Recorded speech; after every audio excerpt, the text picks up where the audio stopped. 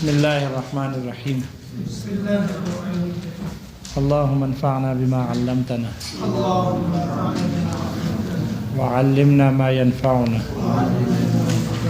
اللہم الہمنا مراشد امورنا وقنا شرور انفسنا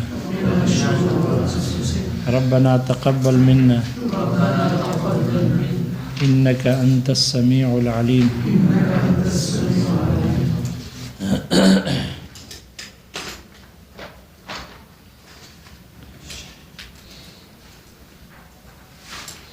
قیاس کی تعریف اور ان کے شرائط اور اس کے ارکان بیان کر لینے کے بعد آگے مصنف رحمہ اللہ علت کی اقسام بیان کر رہے ہیں کہ علت چند قسموں پر ہے. علت کی چند قسمیں ہیں تو علت کی اقسام بیان کر رہے ہیں. علت کی 3 قسمیں ہیں. علت کی 3 قسمیں ہیں. علت کی تعبیر انہوں نے کی ہے معنی سے. علت سے وہ کس چیز سے تعبیر کی؟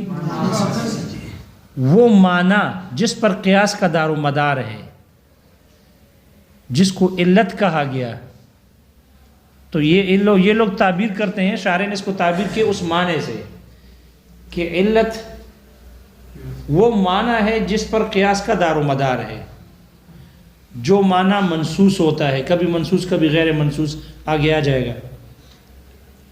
تو اس کی تعبیر، علت کی تعبیر کی جاتی ہے معنی سے بھی، اور آگے آ رہے علت کو وصف بھی کہا جاتا ہے کہ کسی بھی مسئلے میں اس کے تو اوصاف بہت سارے ہوتے ہیں.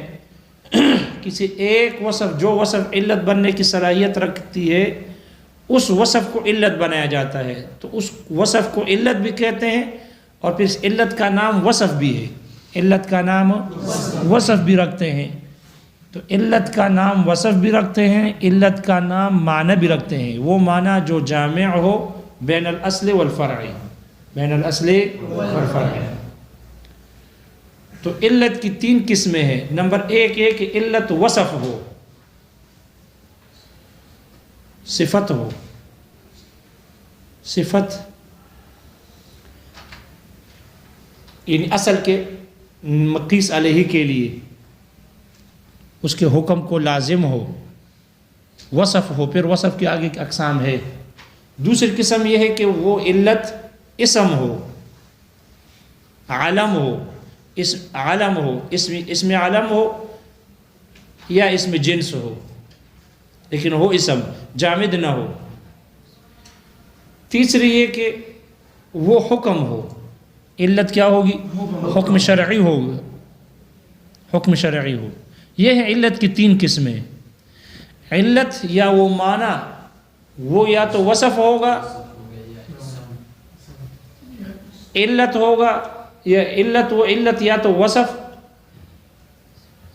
ہوگا، یا اسم ہوگا، اور یا حکم شرعی ہوگا.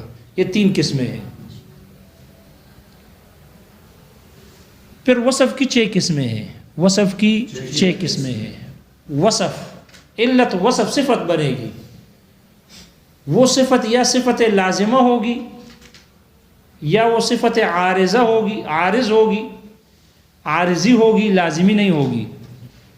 یا وہ صفت جلی ہوگی، ظاہر ہوگی. یعنی وہ معنی، وہ علت ظاہر ہوگا، خفی نہیں ہوگا. اور یا خفی ہوگا، وہ معنی خفی ہوگا، علت خفی ہوگی.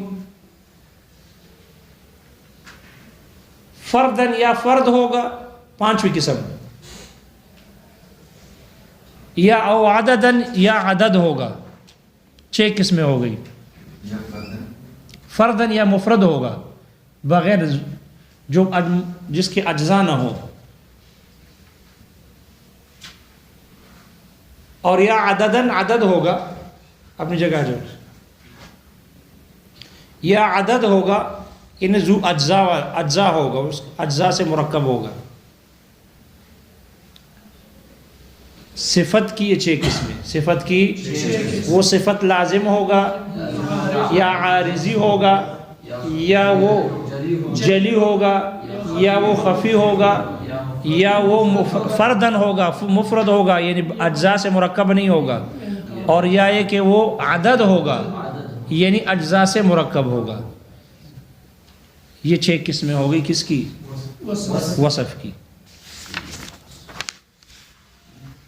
مصنف کہتے ہیں کہ یہ جائز ہے کہ وہ معنی جو جامع ہو بین الاصل والفرع، یعنی وہ علت جائز ہے یعنی صحیح ہے کہ وہ ایسا کہ وہ وصف ہو اور ایسا وصف ہو کہ جو لازم ہو، جو اصل کو کیا ہو؟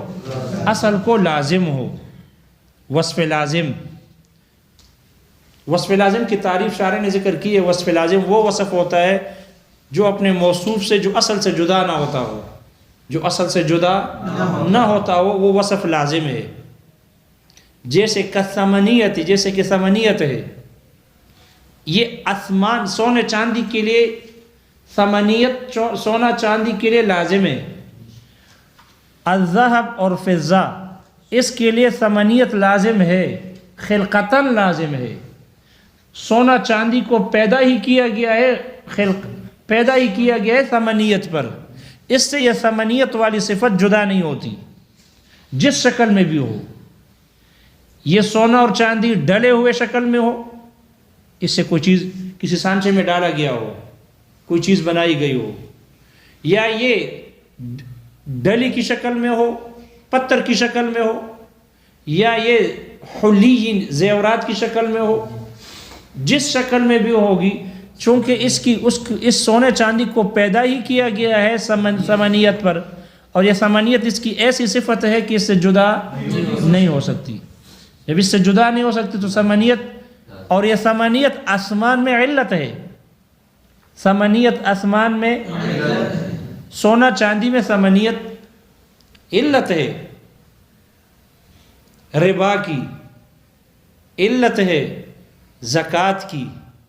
لہذا احناف کہتے ہیں جب یہ ثمنیت، یہ زکوٰۃ، زیورات میں زکوٰۃ کے، سونا چاندی میں زکوٰۃ کے واجب ہونے کی علت ثمن ہونا، سونا چاندی میں زکوٰۃ کے واجب ہونے کی علت ثمن ہونا ہے، اور یہ ثمن ہونے سے والی صفت یہ سونا چاندی یعنی اصل سے جدا نہیں ہو سکتی، یہ اصل سے جدا نہیں ہو سکتی۔ اس لیے یہ سونا چاندی جس شکل میں جہاں کہیں پایا جائے گا اس میں زکوٰۃ واجب ہوگی، اس میں زکوٰۃ واجب ہوگی۔ یہی وجہ ہے احناف کہتے ہیں، یہی وجہ ہے احناف کہتے ہیں کہ عورتوں کے زیورات میں زکوٰۃ واجب ہے، عورتوں کے زیورات میں زکوٰۃ واجب ہے، اس لیے کہ سونا چاندی ہے، اور جب سونا چاندی ہے تو یہ پیدا خلقتاً ہی یہ ثمن ہے، اور ثمن یہ علت ہے زکوٰۃ کے واجب ہونے کے لیے۔ جب زکوٰۃ کے واجب ہونے کی علت ثمنیت ہے تو یہ اس میں ثمنیت موجود ہے، ثمنیت والی صفت اس سے جدا نہیں ہوتی، اس لیے سونا چاندی جو عورت جس سے زیورات بنا لے اس میں بھی زکوٰۃ واجب ہے، اس میں بھی زکوٰۃ کیا ہے؟ واجب ہے۔ جبکہ امام شافعی رحمہ اللہ اس ثمنیت کے ذریعے سے تعلیل کرتے ہیں ربا کے حرمت کی۔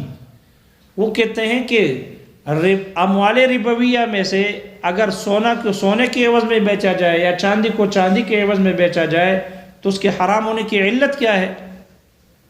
ثمنیت۔ الاسمان، ثمنیت ہے آسمان میں، اور طعم ہے مطعومات میں سے۔ ان کی ہاں علت یہی ہے نا، اموال ربویہ میں سے علت یہی ہے، طعم ہے مطعومات میں سے، اور ثمنیت ہے آسمان میں سے۔ تو وہ ثمنیت کو علت بناتے ہیں لیکن صرف حرمت ربا میں بس۔ تو ثمنیت کو علت بنائی صرف حرمت ربا میں، ثمنیت کو علت بنایا ہے، زکوٰۃ کے وجوب میں ثمنیت کو علت نہیں بنایا۔ اس کو کہتے ہیں یہ علت ہے لیکن علت قاصرہ ہے، علت ہے اور علت قاصرہ ہے، کاملہ نہیں ہے۔ اس لیے اموال ربویہ سے کسی اور شے کی طرف متعدی نہیں ہوگی. ہمارے نزدیک تو متعدی ہے، زکوٰۃ کی طرف متعدی ہو گئی. اس سے زکوٰۃ میں بھی، زکوٰۃ کے وجوب کی علت بھی ثمن ہے. جب ثمنیت ہے تو اب چاہے وہ سونا چاندی جس شکل میں ہو زکوٰۃ واجب ہوگی، علت موجود ہے اس میں. چونکہ امام شافعی رحمہ اللہ کے نزدیک یہ صرف ربا کے حرام ہونے کے لیے آسمان میں ثمنیت علت ہے، اس لیے وہ کہتے ہیں حرمت ربا کے لیے تو علت ہے اموال ربویہ میں سے، لیکن زکوٰۃ یہ متعدی نہیں ہے کسی دوسری چیز کی طرف، اس لیے زکوٰۃ کے لیے ثمنیت علت نہیں ہوگی. یہی وجہ ہے کہ ان کے ہاں عورتوں کے زیورات میں زکوٰۃ واجب نہیں. ثمنیت سمجھ میں آ گئی؟ ثمنیت وصف ہے جو اصل کو لازم ہے، اصل کو، اور یہ ثمنیت سونا چاندی سے جدا نہیں ہو سکتی. یہ ہے کہ علت صرف وصف ہو اور ایسا وصف ہو کہ جو لازم ہو، جو اصل کو لازم ہو، یا وہ وصف عارض ہوگا، لازم نہیں ہوگا، عارضی ہوگا. اور وصف عارض اسی وصف کو کہتے ہیں کہ جو اپنے اصل سے جدا ہو جاتا ہو، کبھی مل جاتا ہے اور کبھی جدا ہو جاتا ہے. جیسے کہ الانفجار، انفجار کا ویسے معنی پھٹنا مشہور ہے، پھٹ جانا، لیکن یہاں معنی ہے جاری ہونا. انفجار و معنی جاری ہونا. آپ علیہ السلام کے پاس حضرت فاطمہ بنت ابی حبیش رضی اللہ عنہا ایک کثیر المستحاضہ عورت تھی. وہ آئی اور انہیں مسئلہ پوچھا کہ میرا خون ہی بند نہیں ہو رہا، حیض آنے کے بعد پھر خون جاری رہتا ہے اور جاری ہی رہتا ہے. اور ان کے بارے میں آتا ہے کہ وہ ایسی ہوتی کہ جب چٹائی پر کھڑی ہو جاتی نماز کے لیے تو وہ چٹائی سرخ ہو جاتی، بہت زیادہ خون ان سے جاری ہوتا تھا. تو ان کو یہ وہم ہو گیا کہ چونکہ حیض کے دنوں میں وہ بھی خون ہوتا ہے، اس سے وہ نماز سے مانع ہے، تو خون تو بنی نہیں ہے، وہی خون نکل رہا ہے. آیا یہ حیض کے ایام گزرنے کے بعد بھی جو خون نکل رہا ہے، آیا یہ بھی صلاۃ اور صوم سے مانع ہے یا نہیں؟ انہوں نے آ کر مسئلہ پوچھا. تو آپ علیہ السلام نے فرمایا کہ نہیں، حیض کے دن جب استحاضہ شروع ہو جائے، حیض کے ایام ختم ہو، تو پھر یہ حیض کے ایام یہ استحاضہ ہے، اور اس میں آپ نماز توضئی وصلی، نماز پڑھا کرو، وضو کرو اور نماز پڑھ لیا کرو. فإنہا دم عرق، اس لیے کہ یہ جو ہے فإنہا دم عرق، یہ جو استحاضہ ہے، دم عرق، یہ رگ کا ایسا خون ہے، انفجرا، جو کہ بہہ گیا، جو کہ بہہ گیا. تو آپ نے مستحاضہ عورت کو نماز وضو کر کے اور نماز پڑھنے کا حکم دیا، اور استحاضے کی وجہ بیان کی ہے کہ فإنہا دم عرق انفجرا، یہ علت بیان کی، فا تعلیلیہ ہے، یہ رگ کا ایسا خون ہے کہ جو بہہ گیا، جو کیا ہو گیا. اب دم ہے، دم خون، خون کے لیے صفت کو بیان کیے انفجار، بہہ جانا، لیکن یہ بہنا صفت ہے خون کا، اور یہ خون کے لیے صفت لازم ہے یا عارضی ہے؟ عارضی ہے. یہ خون کے لیے عارضی ہے، لازم نہیں ہے، اس لیے کہ ہر خون نہیں بہتا، ہر خون نہیں بہتا، اس لیے یہ عارضی ہے. معلوم ہوا کہ استحاضے کی علت خون کا بہنا ہے، خون کا بہنا ہے.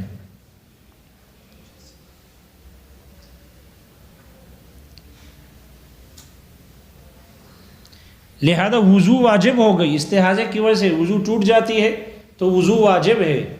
تو وضو کے وجوب کے آپ نے حکم دیا، توضئی وصلی، وضو کرو. معلوم ہوا استحاضے سے وضو ٹوٹ جاتی ہے، تو وضو کے ٹوٹ جانے کی علت استحاضہ ہے، اور اس کی وجہ کیا ہے؟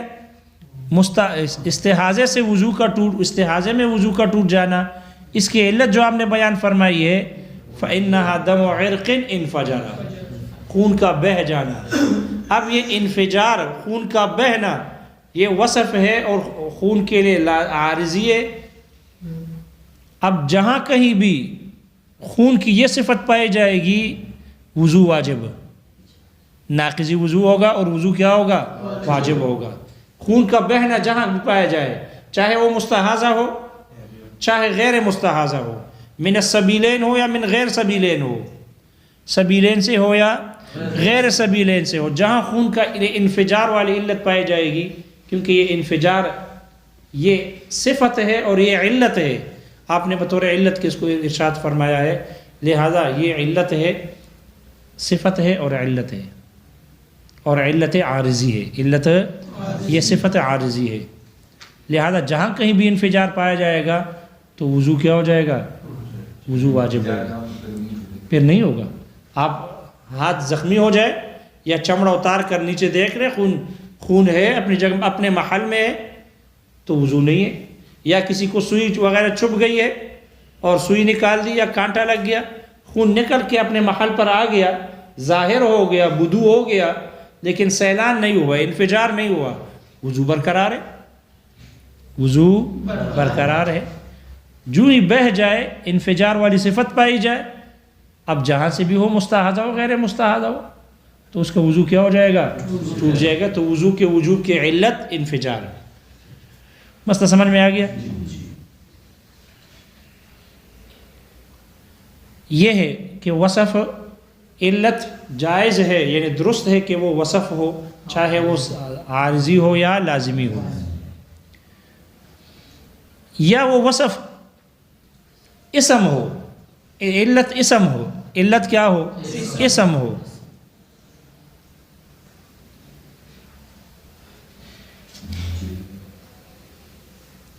اسم ہو جیسے کہ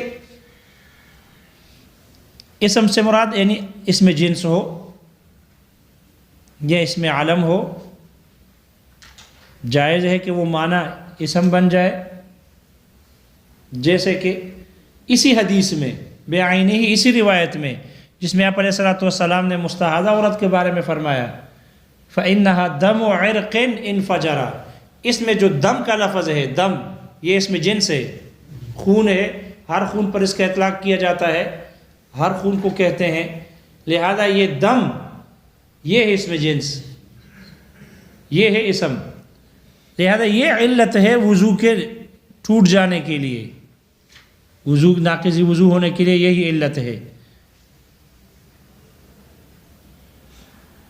لہذا اس روایت میں اعتبار کیا گیا دم کے لفظ کا۔ اب یہ دم کا لفظ اسم جنس ہے اور یہی علت ہے،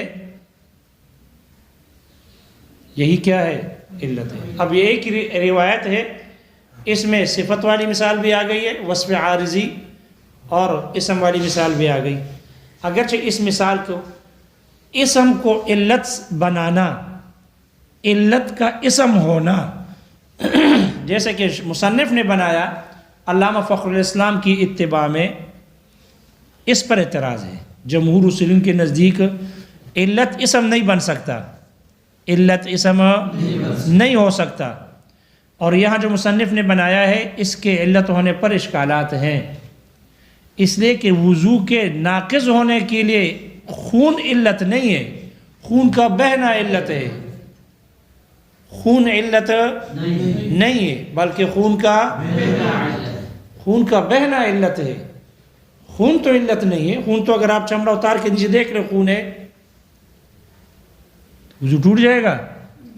وضو تو نہیں ٹوٹتا، لہذا ہمارے نزدیک اس لیے محشی کہتے ہیں کہ یہ علامہ فخر الاسلام نے اسم کو علت شمار کیا ہے جو ان کا تسامح ہے، ان کا کیا ہے؟ تسامح ہے اور تساہل ہے۔ حقیقت میں علت منحصر وصف میں ہے، اسم میں نہیں ہے، اسم علت نہیں بن سکتا یا علت اسم نہیں ہو سکتا، اس لیے جمہور اسم کے علت ہونے کے قائل نہیں ہے، وہ کہتے ہیں کہ علت اسم نہیں ہوتا۔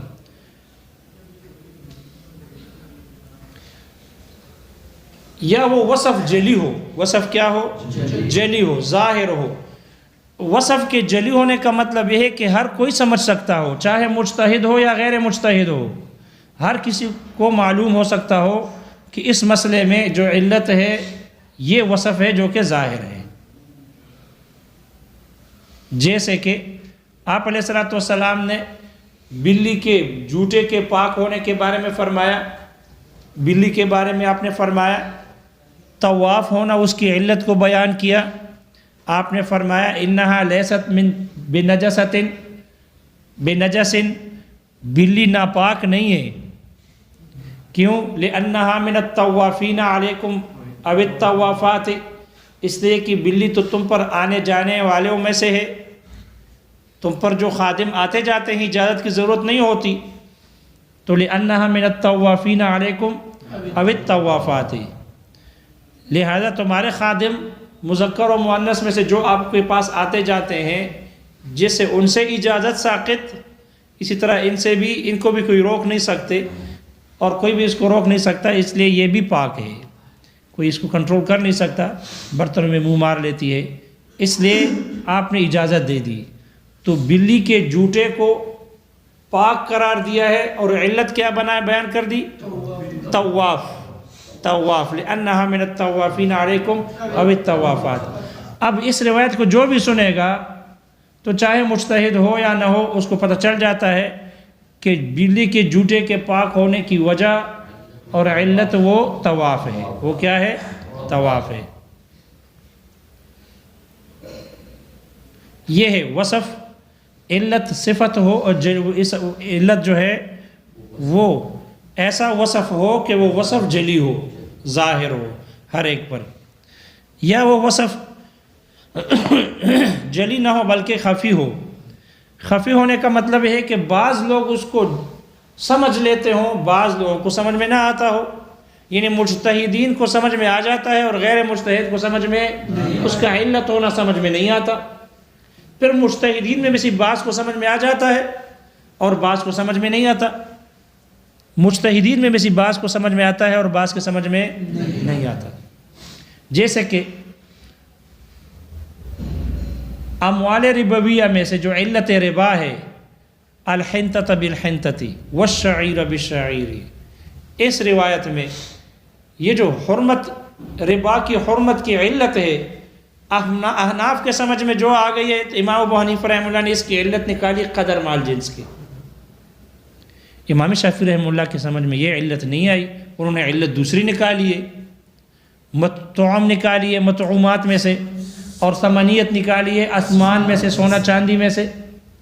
امام مالک رحمہ اللہ کی سمجھ میں وہ علت نہیں آئی جو احناف اور شوافع کے آ گئی ہے، اس لیے انہوں نے علت کوئی اور نکالی ہے، انہوں نے اقتیات نکالی ہے، قوت ہو، کھانے کی چیز ہو اور ادخار ہو، اس میں ایسا قوت ہو کہ جس کو ذخیرہ کیا جا سکتا ہو، اور ثمنیت نکالی ہے آسمان میں سے۔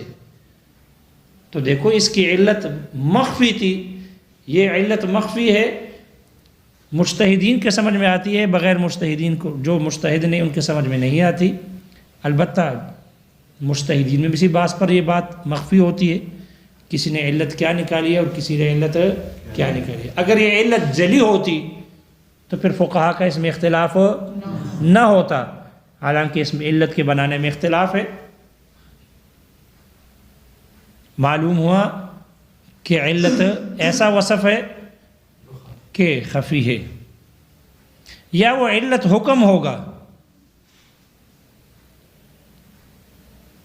علت کیا ہوگا؟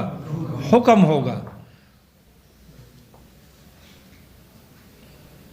وصف نہیں بلکہ حکم ہوگا، یعنی حکم شرعی ہوگا، ایسا حکم شرعی ہوگا جو کہ اصل اور فرع دونوں کو جامع ہوگا، دونوں کو مشترک ہوگا۔